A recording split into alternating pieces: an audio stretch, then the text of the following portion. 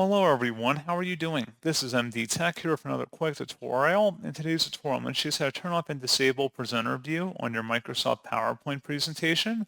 So this should hopefully be a pretty straightforward process here, guys. And without further ado, let's go ahead and jump straight into it. So all you have to do is open up your presentation and select the slideshow tab at the top. Right above monitors, it should say use presenter view. Go ahead and uncheck that if you want to turn that off, and that's all you have to do. So pretty straightforward process, guys, and as always, thank you for watching. I do hope that was able to help you out, and I do look forward to catching you all in the next tutorial. Goodbye.